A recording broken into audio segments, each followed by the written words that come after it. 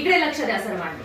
पुन्हा आपण बुद्धिमत्तेमधला एक प्रश्न बघणार आहोत, घटक बघणार आहोत. विश्लेषण किंवा घटना हा घटक, यावर आधारित जर प्रश्न आले तर काय करायचा. कशा प्रकारचा प्रश्न असतो तो, तुम्हाला काही अशा प्रकारची माहिती दिल्या जाते की त्या माहितीवरून तुम्हाला दिलेल्या प्रश्नांची उत्तरं सोडवायची असतात. तर इथे कोणची माहिती दिलेली आहे त्यांनी, प्रिया व कोमलला आंबा आवडतो.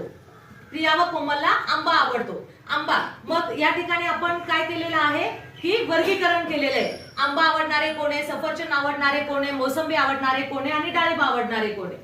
अशा प्रकारचा जर प्रश्न आला तर तुम्हाला असं वर्गीकरण करून घ्यायचं. असं वर्गीकरण केल्यानंतर तुम्हाला प्रश्नांची उत्तरं सोडवायला सोपी जाणार. मग या ठिकाणी आपण वर्गीकरण केलेलं आहे. आंबा आवडणारा कोण कोण आहे, प्रिया आणि कोमल. अगदी बरोबर. सफरचंद कुणाला आवडतं, शाबास. मोसंबी कुणाला आवडते, शाबास. आणि डाळिंब कुणाला आवडतं, बरोबर. आता आपण प्रश्न वाचूया. पहिला प्रश्न काय आहे, आंबा आणि डाळिंब ही फळे आवडणारी कोण. आंबा आणि डाळिंब याच्यामध्ये सारखं नाव कुणाचं आहे रे, कुणाचं नाव आहे, कोमलला आंबा पण आवडतो आणि डाळिंब. इथे किती नंबरला ऑप्शन आहे, 2 नंबर. म्हणजे 2 नंबरच्या पर्यायाला बॉल करायचं.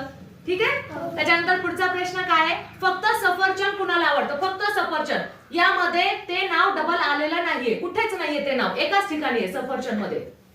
प्रिया इकडे इकडे, राणी इथे इथे, फक्त दीपा आहे का कुठे, लगेच समजून येतं की नाही. मग दीपा किती नंबरचा पर्याय आहे, 3 नंबरचा पर्याय. शाबास.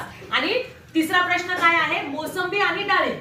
मोसंबी आणि डाळिंब याच्यामध्ये सेम, इकडे पण नाव आहे आणि इकडे पण नाव आहे. कुणाचं नाव आहे रे, सांगा पटकन. शाबास, व्हेरी गुड. विमलचं नाव आहे. म्हणजे 4 नंबरचं ऑप्शन. म्हणजे विमलला मोसंबी पण आवडते आणि डाळिंब पण आवडते, है की नाही.